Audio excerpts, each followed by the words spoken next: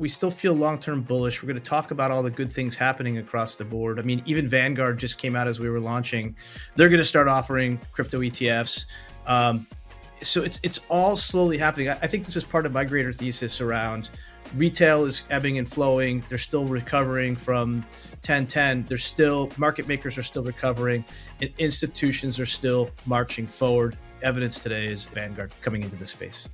This high beta sprint that we've had since April is just giving way to a rotation to value. All right. Hello, everybody, and welcome to another episode of Bits and Bips, where we explore how crypto and macro collide one basis point at a time. I am still your host, Austin Campbell, High Scholar of Zero Knowledge Group.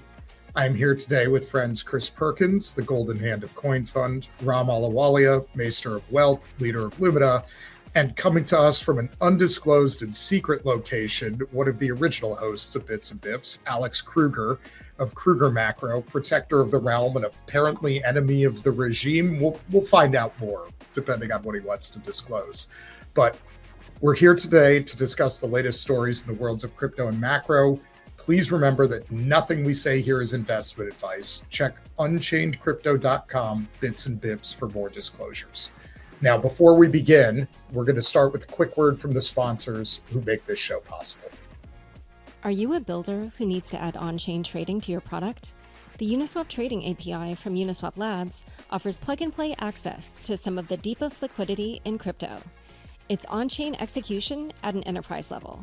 More liquidity, less complexity. Visit hub.uniswap.org to learn more. Mantle is launching the Global Hackathon 2025 to accelerate the future of real-world assets.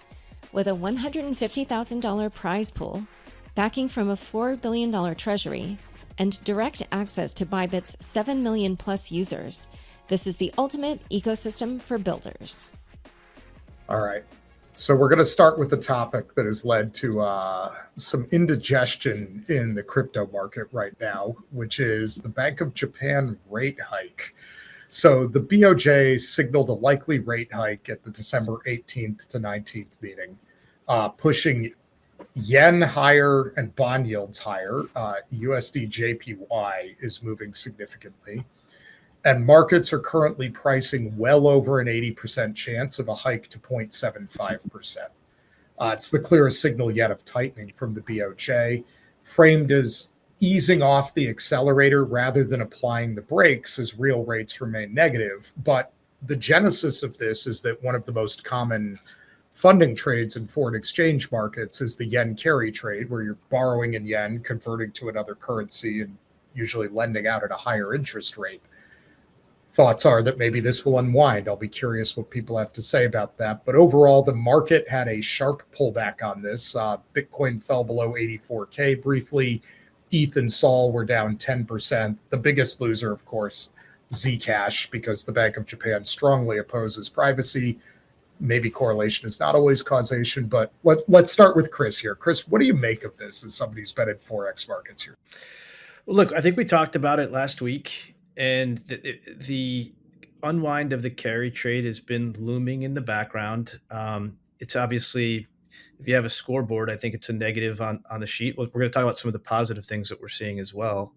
But it's a little bit different than the last correction that we saw, where markets were shocked in August of 24.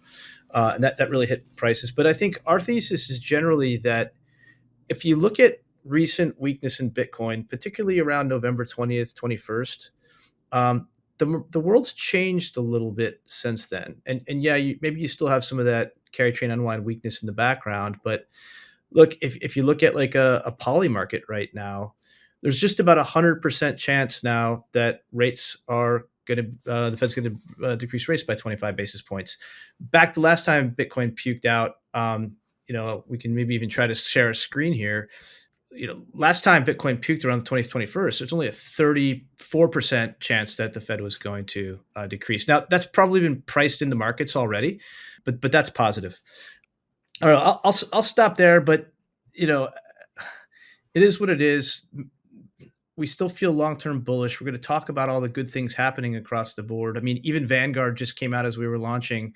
They're going to start offering crypto ETFs. Um, so it's all slowly happening. I think this is part of my greater thesis around retail is ebbing and flowing. They're still recovering from 1010. There's still market makers are still recovering, and institutions are still marching forward. Evidence today is Vanguard coming into the space. Yeah, I mean, I guess high level, I'd say, look, I think high beta assets are just under pressure. They've been lagging. Value stocks are being growth. If you look at the S&P Value Index, all-time high is last Friday. The S&P is right behind it. The growth index was 8 points lagging that. So it's a bigger issue than digital assets. It's true for uranium. It's true for the Palantirs and the Robinhoods of the world. This high beta sprint that we've had since April is just giving way to a rotation to value. USDJPY, I think, is still not a primary driver. It looks like a one and done. We've had pullbacks in the USD JPY of similar magnitude, including as recently as October 10th. Yeah, like the attractiveness of that carry becomes less as US dollar funding rates go down and Japanese funding costs go higher. That's true on the margin, but it's a slow moving thing and people see it coming. So it's harder for people to get offsides on it. I think it's really simply that animal spirits are just fatigued and they're pulling back after what's been an incredibly strong kind of performance in assets away from digital assets, namely these other categories of animal spirits. I think people has this need to always have an answer to why something happened. Is very powerful, and oftentimes, after it happened, it doesn't really matter. It's already happened.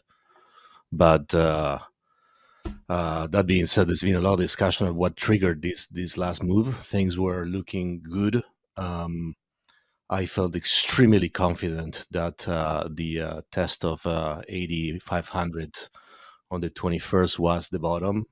I'm not as sure anymore, given the violence of today's move. But I was feeling very confident based on pretty much almost every single metric out there, from IV to skew to RSI to fear and greed to you name it. Everything screamed bottom.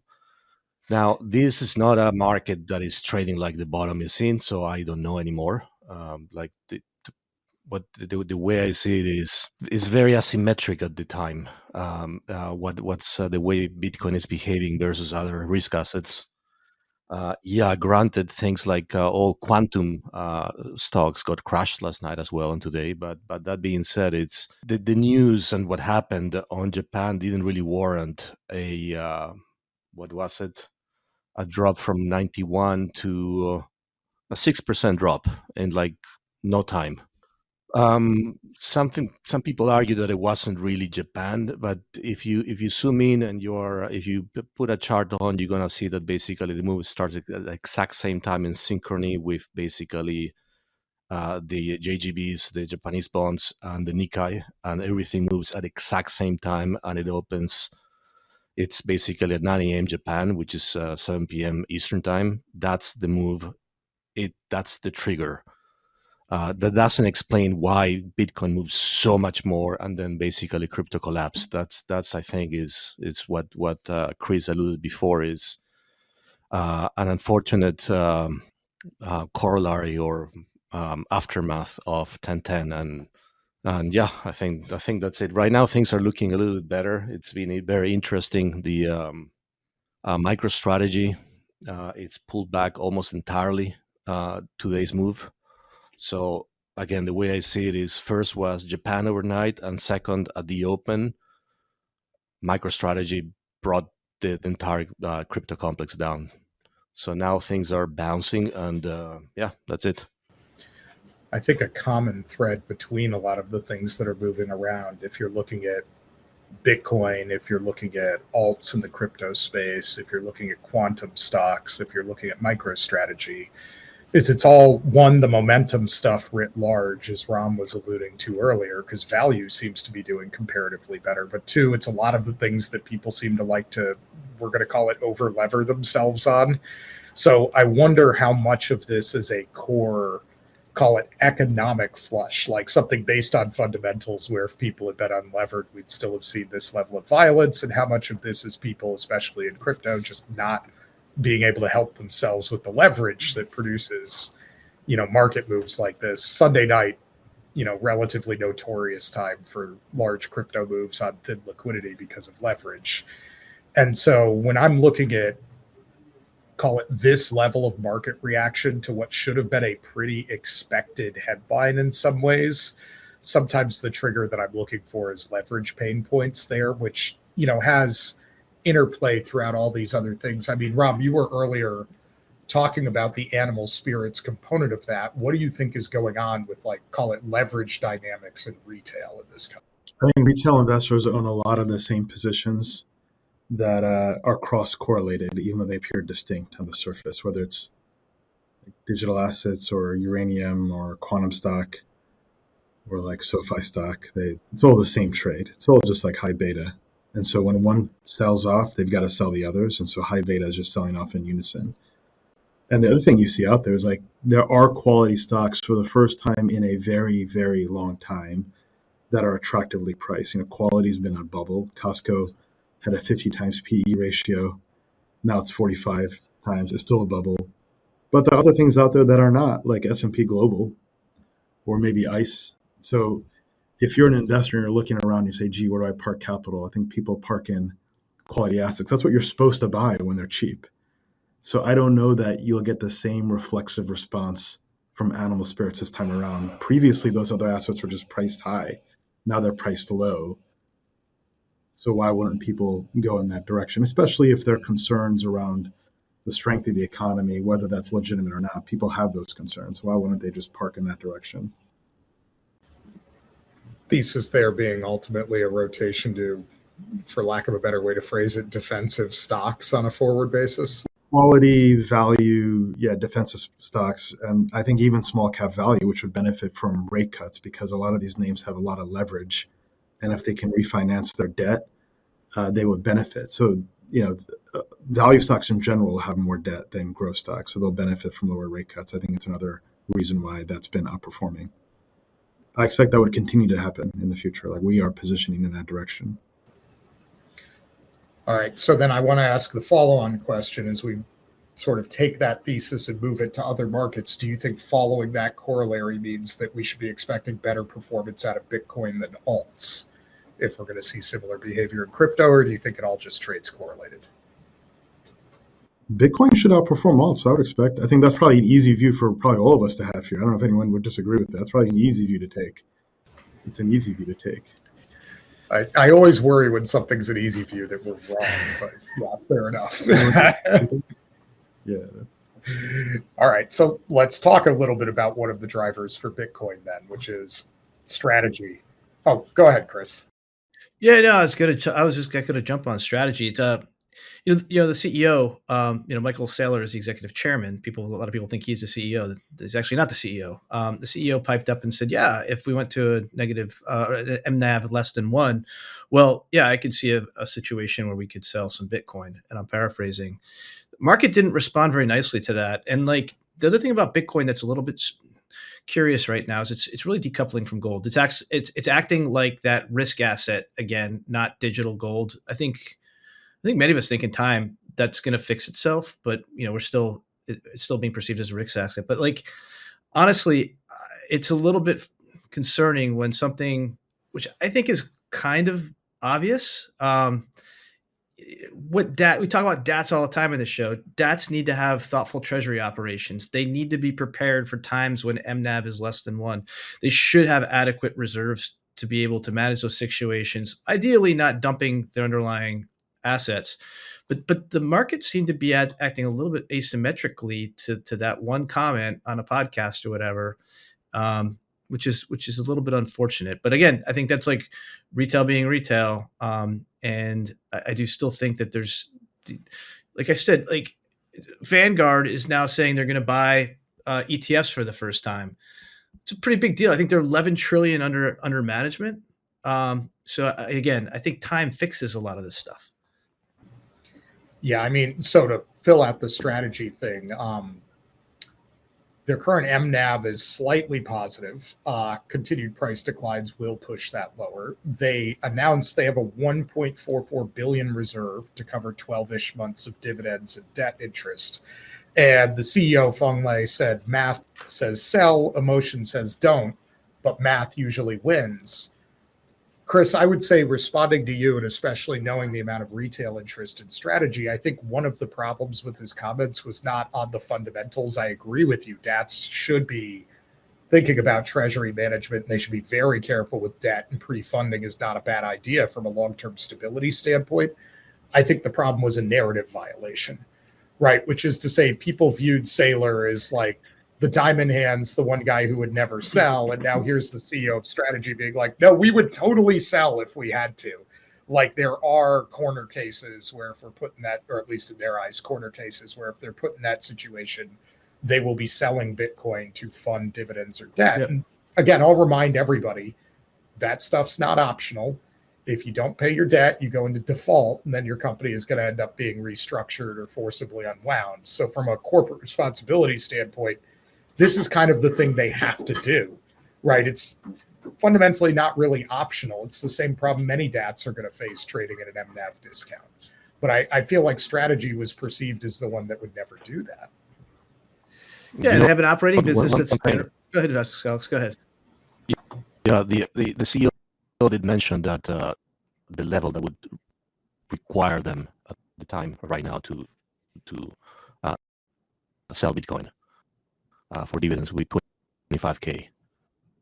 And that's been absolutely not reported absolutely anywhere, but he did say that. So very big against own goal that he did, because of course it's not going to be reported. You said what you didn't have to say. No, there's always, what is the right way to say this? All right, so for anybody who has not like worked with media in the past, one of the things to understand is one of the unfortunate parts about the ecosystem for many news outlets, not all, many, is that attention drives advertising revenues. So they sort of start mining for clicks rather than mining for information content. It's like infotainment, if you will. And so with a comment like that, if somebody says, oh yeah, we would sell Bitcoin if it hits 25K, they're just going to report the first half of that sentence. Like, this is a thing you've always got to keep your antenna up for in financial news writ large. I do think that Bitcoin DATs are harder than other DATs. And the reason why is they don't have organically yields, right? In the case of strategy, they do have an operating company. It does generate revenue. I think it was it Matt Hogan, I think he said, who stasis for DATs is not an MNAV of 1. Right? Because you have a lot of costs associated with running a public company. And then, God willing, you have operating companies and businesses that you invest in using that permanent capital. So there should be a natural state that's either a positive MNAV, or if you're not doing anything and sitting there, a negative MNAV. Look, I think ETH has a very compelling real yield. It's organic, and that in some ways makes it easier. So just briefly, I'd say one, selling the underlying spot asset, I agree, there's a corporate responsibility component to that. However, it does pressure the spot asset of which the instrument is fundamentally a bet on. And the debt can add beta in that direction. It's just not a good story. It's like saying Santa Claus doesn't exist. This wasn't supposed to happen. It's not part of the story. I think tactically, there's an opportunity for Bitcoin to run here. I'd say tactically, that's highly speculative. It's a very hard call to make. But I would expect, once again, that rallies are sold. If you take a step back, QQQ is up 23%, 22% over the last 1 year. Bitcoin is down 10% year over year. So people are looking at that and say, geez, there's a 30% spread. People have migrated their trading and investing to equity markets now, and they have a whole universe of assets they can invest in. And the psychology of that investor now has got to be like, WTF, I'm going to go buy Pick your favorite semiconductor stock or Mag 7 stock. That's why I expect you'll continue to see performance lagging here, despite potential for a tactical bounce. I think another component of this, and this is where Japan actually could be a trigger to bring it all the way back to what we started talking about. Positive rate environments and higher rate environments put significantly more pressure on things that are not cash flowing, right? Essentially, the cost of holding things that are doing absolutely nothing when you could sit in government debt and earn something and take no price risk goes sort of monotonically up, right? It's the reverse of the zero interest rate era, where if you had a discounted cash flow model that shows a positive cash flow anywhere at any point in the future, it's potentially a good investment. Like as rates go up, the reverse is true. And so part of what I think we are still experiencing in the world is various regimes. The US may be like loosening slightly. Other regimes are now having to tighten significantly as people just dealing with the time value of money once again, which was a thing that we kind of got to ignore from what, 08 to like 2020, which was a pretty nice time for that trade. But, once you're back to the real world, it reveals to people that leverage has a cost, borrowing has a cost, storing assets has a cost, right? Like these are not things that just exist independent of the cash flows of other things. And Ram, in that environment, wouldn't you expect like operating companies with cash flow to outperform? Yeah, no, I agree. I mean, operating companies that have free cash flow, I think will do well. And again, companies with high levels of debt that can now refinance with the prospect of lower rates with a more benign Fed leader coming into view. I think that's an interesting angle. I mean, some of the best performing themes out there have been like retailers. By the way, this happens like every time around the holiday, especially around Black Friday. So I wouldn't, just be mindful of that. Be mindful of that.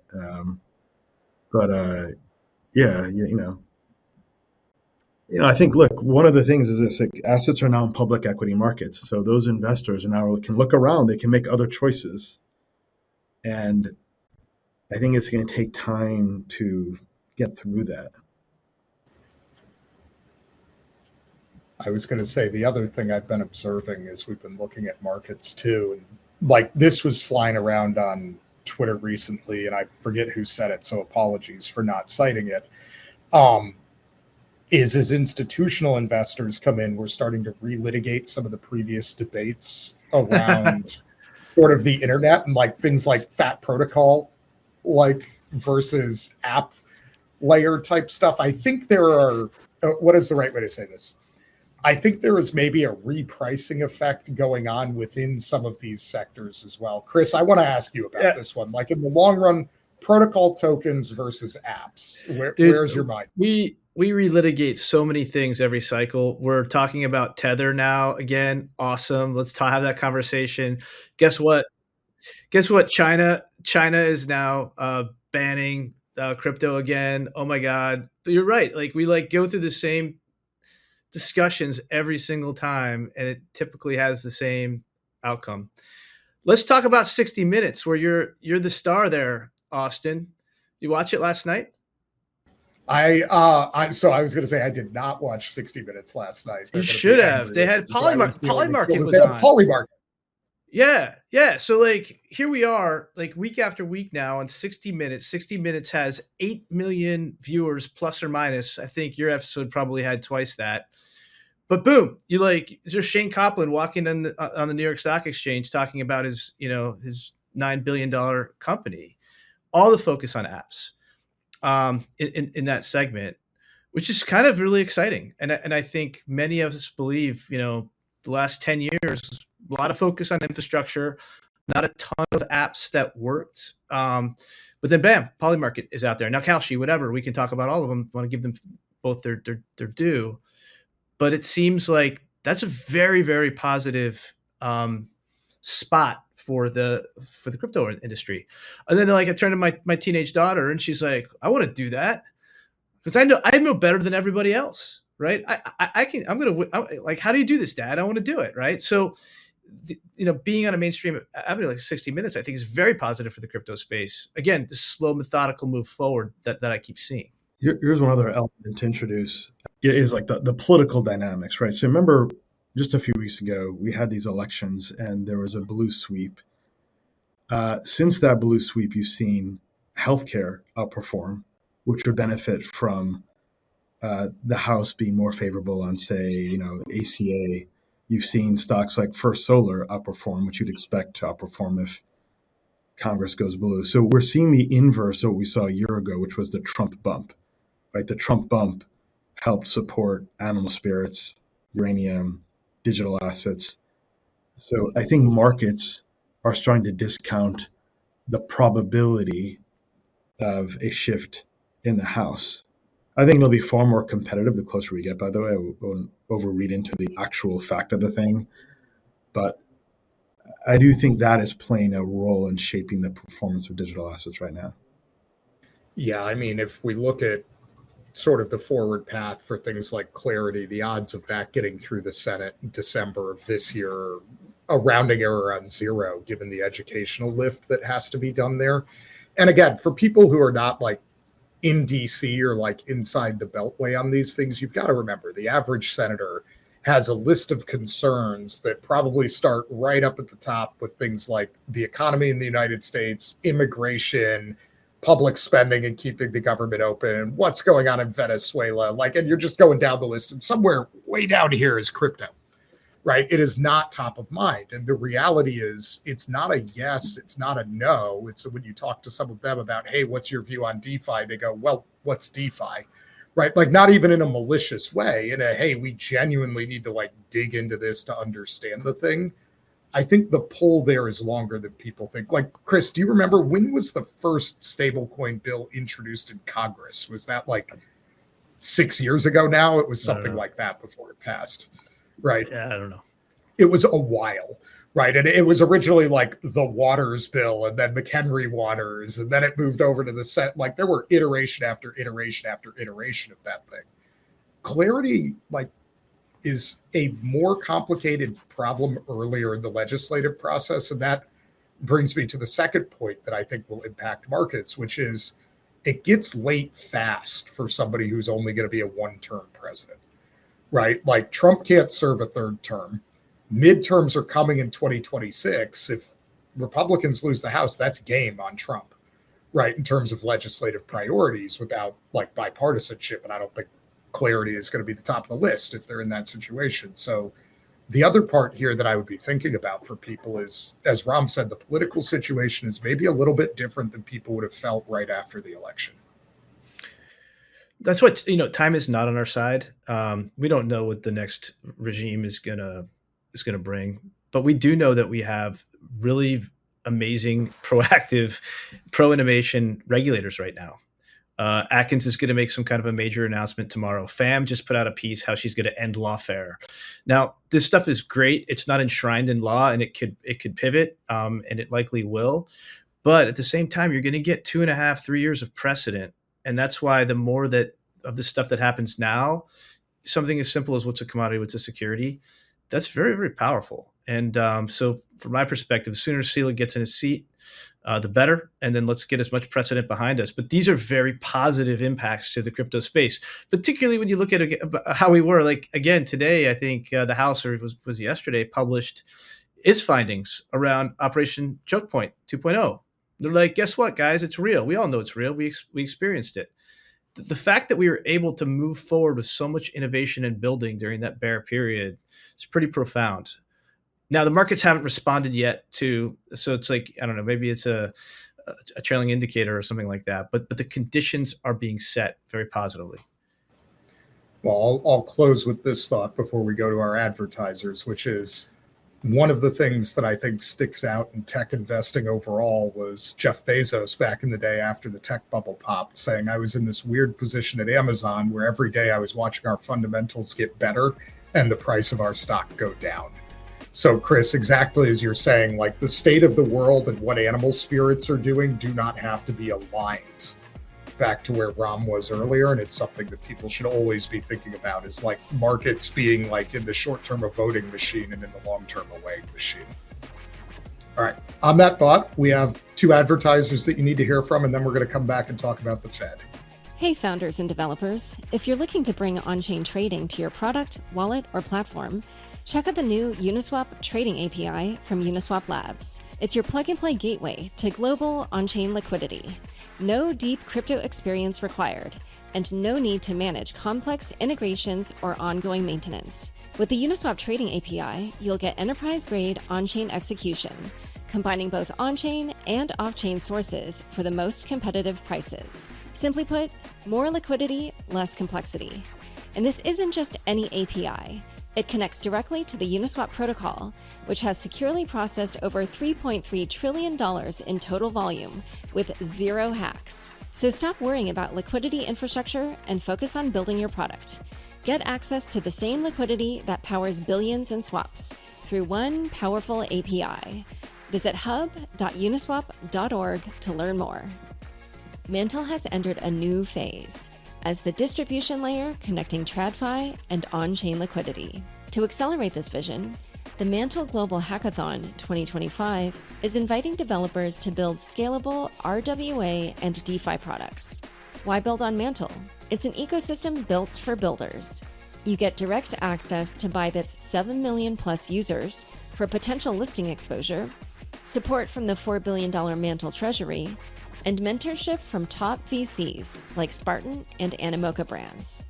With 6 tracks prioritizing RWAs and RealFi, and a $150,000 prize pool plus grants, this is your chance to deploy on a high-performance modular L2. Register now. The link is in the show notes. All right, welcome back. Now we're going to talk about something that should, in theory, be at least a marginally positive catalyst for markets, which is the December Fed cut vote. Right now, as we look at voters, the estimates are leaning no, or Collins, Schmid, Goolsby, Musalam Barr. Yes, are Waller, Williams, Bowman. Myron's probably in a special category of not just yes, but fuck yes, cut it to 0. And then we have 3 that are unclear between Powell, Cook, and Jefferson. But I would say, so I'm going to start with the following framework, and I want you guys to challenge this if you think I'm wrong. Right now, I think we're kind of in a Rorschach test of the market, which is you're seeing data that if people are worried about inflation, they can probably find enough in there to continue to hold that belief and hold to their votes. But if they're worried about unemployment, right, or financing conditions, you can probably find enough in there to hold on to that belief. And I think it's kind of a eye of the beholder situation. Do we think anybody changes their votes from last time around? We have NFP coming this Friday, right? That might shift. We'll see. But by and large, I think you're right. I think even the FOMC is becoming more politicized for the reasons that you just cited, right? Moran got the job for having a view. So yeah, I don't think people really shift their views here. One thing I would add to the mix though is that you're right. It's a Rorschach test. Always is a Rorschach test, by the way. Always is, right? 88% chance of Fed cutting rates according to the futures markets right now. But again, on the political backdrop, the first half in a midterm election year is often weak performance. There's something to consider. I do think the macroeconomic backdrop is actually good, but you're just starting to see the uncertainty starting to weigh in on how people are pricing assets now. I'll see if I can pull up a chart for that. There's a few guys that changed their views actually, and that's why we had quite a bit of a repricing about what was it, 2 weeks ago. 2 weeks ago. Perfect example is Goolsby. Goolsby is a guy who is usually very dovish, and he got hawkish in the last, basically after the FOMC into the shutdown. And usually Williams votes with Powell. So that's why on the 21st, the Friday of the bottom, it was so important because Williams came out and I'm sure very knowingly came out to calm the markets, and he put very explicitly in that he was in for a cut in December. So right now they have at least 7 votes, the way I see it. So it's they're gonna cut, which won't make that much of a difference because it's I think last time I checked was 80% priced in. but it's still good. It's not 100%. And for me, what is way more important than that is the nomination of the next chair, which seems is going to be Hassett, and it's a card that Trump wants to use early to put pressure on the Fed. I can talk about Hassett for a long time, so I'll pass it on to you guys. Yeah, I'll say one of the things I'm always cautious with nominations is that's not done until it's done. I agree that's the way the cards are pointing right now, but as we saw with the CFTC, it ain't over until somebody's confirmed, so to speak. Good luck, Mike. We're pulling for you. I do agree with you that I think they have the votes for the cut here. What I'm a little bit worried about is the forward path, because some of these Fed folks are very data driven. And one of the things we're also going to see is an interruption in data, thanks to the length of the government shutdown, or at least maybe some irregularity in there. I'm not certain how people will interpret that. I'm curious. Ram, what do you think? No, well, I'd love to just double click on Alex, your read of Hassett. It sounds like you've got deep, considered, informed views there. Do you think he can actually move the needle as the head of the yeah, fund? definitely. Go ahead. But Hassett is a supply side economist, so the way I say it is, we are about to enter. This is extreme. We're about to enter a new era for the Federal Reserve. Like the first era was when it was founded. The next one came with the Great Depression. Then Second World War and the 51 Accord with the Treasury. Then comes the modern Fed with Volcker, 79 to 1881. 79 is when he takes over. That's when the modern era of monetary policy begins. And then is the great the financial crisis, Bernanke, QE. So we had Bernanke, Yellen, and Powell. It's been kind of like one regime, which is a way I see this like a sub component of the Volcker Greenspan era. This is going to be entirely different because Hassett is a supply side economist, and the other one that has a very high chance is Warsh, which is another Kevin, both Kevins. He's also a supply side economist, and what that means is that these people they think differently. They're not thinking in terms of, okay, if growth goes above 1.8%, the split limit that the Fed takes into account in their models, actually, which are Keynesian models. If growth goes above the split limit, the current Fed thinks inflation will need to be restricted. Hassett and Warsh, they think differently. They think this is growth that is productivity driven. We can withstand more growth without causing inflation. Let's push the envelope. So you get those two guys in, and the balance of voting of the Fed changes from Powell. It's like the mode of the Fed is around Powell. He's on the dovish side, ironically. People think he's a hawk. He's not a hawk, but he's not ultra dovish. I would put him on a scale on the dovish scale from 1 to 10. He's a 4. Hassett and Warsh are 2s. So you and they determine the chair determines the agenda of the Fed and can do something else that nobody's talking about. And I think they will do it, either of them, which is basically change the go after the stuff, the people who determine the projections that use the models that the Fed has in their hands. Every FOMC member before voting, before every FOMC, they get what is called the Teal Book. And with the Teal Book, what it has is the projections on where inflation, growth, etc., all the macroeconomic variables, where the staff, meaning the Fed, sees they're going to be. If the new chair changes the staff director, and they start tweaking the models, and they change the economist and who is building those projections, you're going to get more dovish projections that they would influence the rest of the Fed. So one thing I'll say to counter that, though, is it's important to remember that the Fed's a pretty fragmented institution. right? Like, yes, the chair at the board level can start controlling a lot of these things. That's not going to have nearly as big of an influence on regional staff. So, like, let's take an example of somebody who we referred to changing a vote previously, Goolsby, right? If you're President Goolsby and you are sitting on top of the Chicago Fed, you have a whole staff of people who are answerable to you and kind of under your remit who are going to be giving you one set of projections.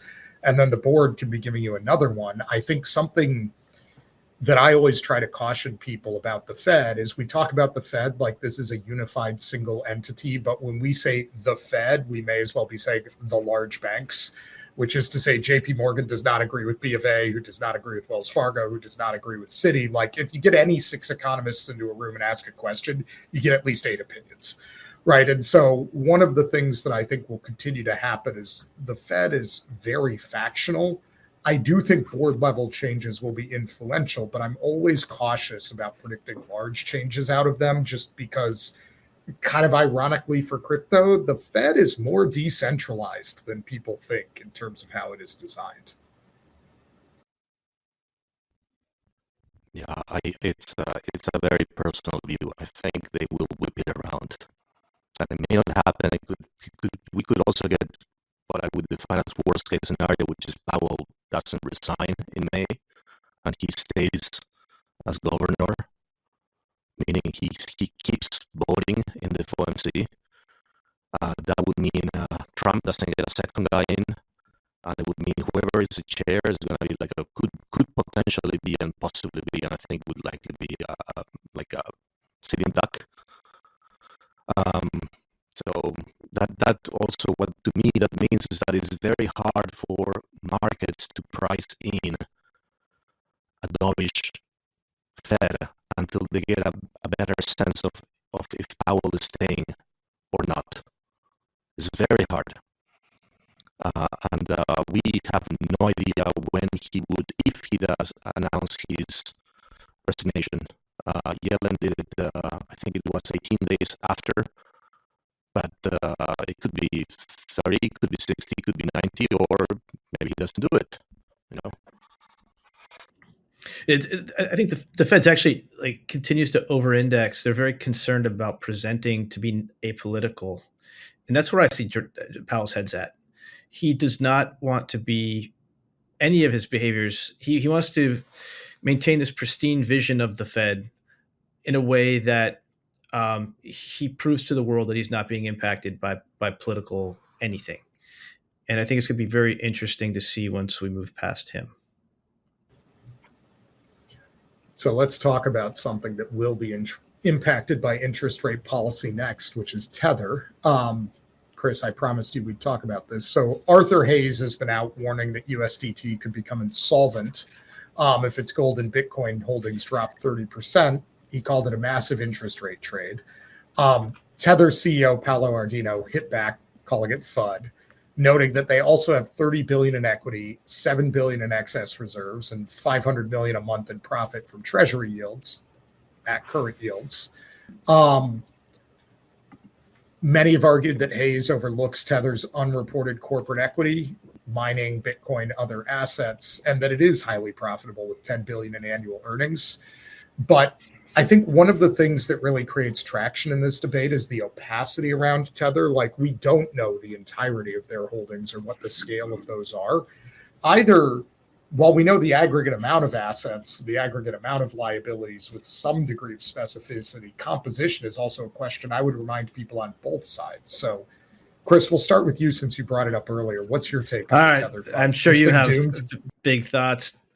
I'll start with the story. But by the way, they made $10 billion just through this year, and yes, with the projection of rates, some of that revenue may come under stress. But they only have like less than 150 people, so this will continue to remain a very profitable company, mind you, one that did just fine since it was started where rates were close to zero. And I'll start by saying, like, I don't know, every cycle has one of these like times where we go FUD on Tether. It always comes up.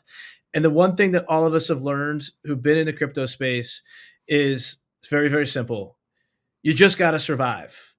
And I remember like 2017, 2018, buddy of mine grabbed me, pulled me aside. He's like, "Hey, you know about this thing Tether?" I'm like, "Yeah, well, what about it?" He's just like, "Dude, they're not back. They're going down. And they're going to take all of crypto down with it. It's going to be over. It's going to be done."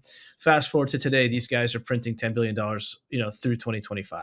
So I've learned over the years, don't bet against Tether. That said, I was at Lehman Brothers, right? No one ever in a million years thought that Lehman Brothers was going to go down. And then, a couple months later, off you go. And we saw what happened there. So look, I think when it comes to Tether's done something very special.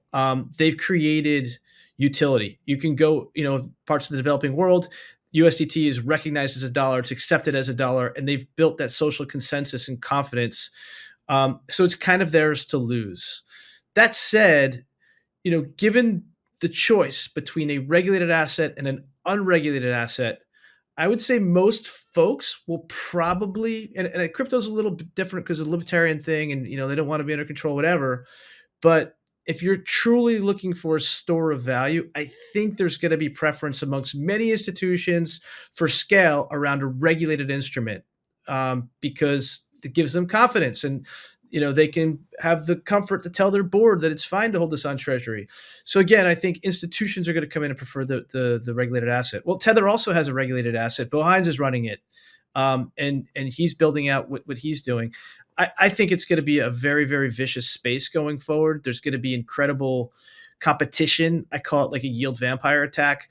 Dude, I'm going to take your stablecoin, I'm going to dump it, and you're going to take mine, and you're going to see these ecosystems evolve where they only take their stablecoin, from prediction markets beyond. So look, I am not like staying awake at night wondering what's going to happen to Tether.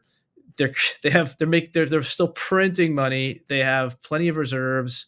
That could change, and the market will. Remember what happened the last time we had an issue with stablecoins? People pulled out of USDC into Tether when Silicon Valley Bank had its struggles. So I'm not staying awake at night worrying about Tether right now.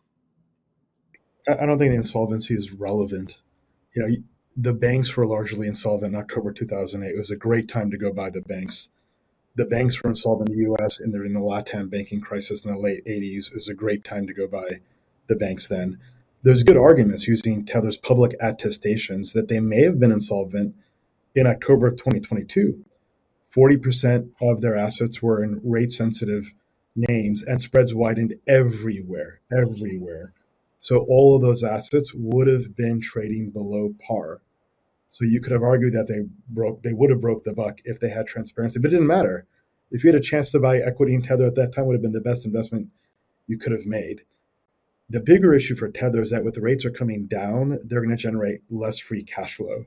So a dovish Fed hurts the earnings power for Tether. I'm less interested in owning Tether as equity now. I would wait for an IPO to happen, and then I'd look to maybe pick this up at the bottom of an easing cycle. And essentially, Tether is now this rates play. When you expect rates to go up, you should go buy Tether. Simplifying a bit, but I mean, as I look at that thing too, the other part to look at, Raman, your comments about banks start leading this way is the liability side of the balance sheet. Like, I'm going to remind people, if you think about Tether, you probably need to think of it as sort of three segments to their liability stack. One is demand deposits, right? Which is to say, can I go demand redemption of this thing right now and feasibly have that happen? Number two, I would suggest I'm going to call this money that doesn't feasibly have other dollar options, which is like, okay, if I redeem my Tether, what am I doing with it? If you don't have good banking access, if you don't have like some degree of ability to receive funds, you're not going to be redeeming out of Tether. But if you want to hold dollars, you're going to hold it. So if you're like in a third world country without good ID, can't easily onboard, engaged in gray market activities, evading your own country's capital controls, like all of these people are stuck in that trade. And then the final part is a decent amount of Tether is probably just straight up bricked. Like somewhere between billions and 10 billion is like lost on chain. That's like Chris intending to send money to Alex and sending it to the wrong wallet. Now it's gone forever. Like protocols that got hacked and the funds are frozen. And like, like one thing after another.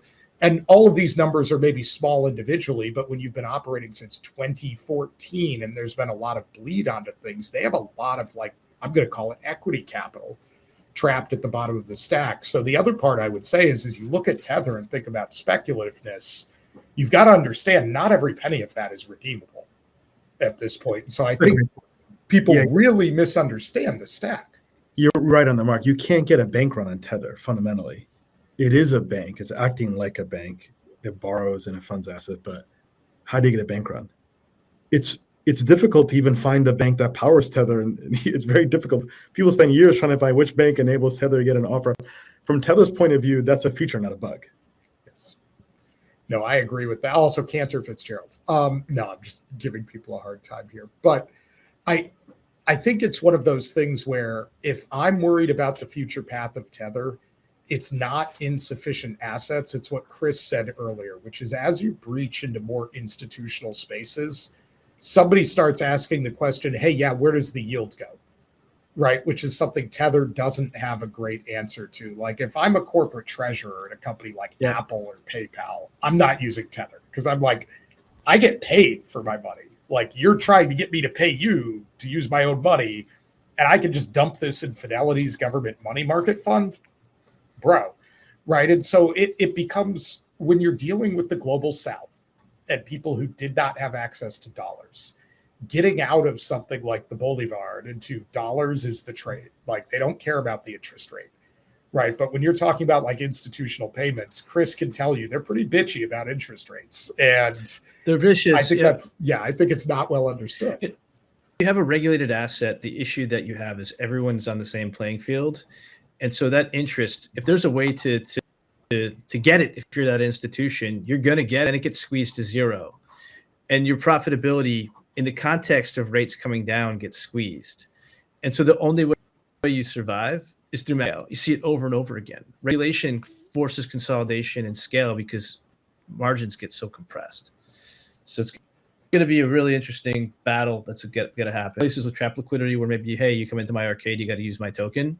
That's fine. Maybe like certain, I don't know, prediction markets or something. But the big boys are going to be squeezed and they're going to be big. I mean, the hard part about the prediction market thing is even like, say one of Kalshi or like Polymarket starts paying people the interest on the stable coins there and the other one doesn't. Well, now one of these is positive carry to put your money on, right? Like it just takes one. Yeah, look, I think that I'm surprised if they're not already pocketing that interest. If you run an exchange and make money from fees, interest, and maybe data, I think over indexing on the data, but like should be capturing interest and fees. They're waiving fees.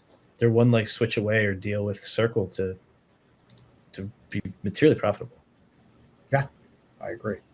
All right. So speaking of one light switch, there was a CME outage recently, 10 hours at the main data center in Illinois that halted futures trading across U.S. equity, bond, and commodities markets. The cause was apparently a cooling system failure, pushing server temps to 120 degrees Fahrenheit. As is always the case, the backup systems didn't kick in fast enough, probably hadn't been tested. It disrupted prices globally. It's a single point of failure.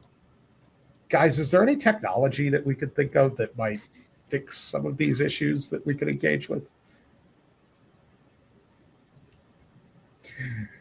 I asked that sarcastically, but I want to say this as a point for people as like a market structure person.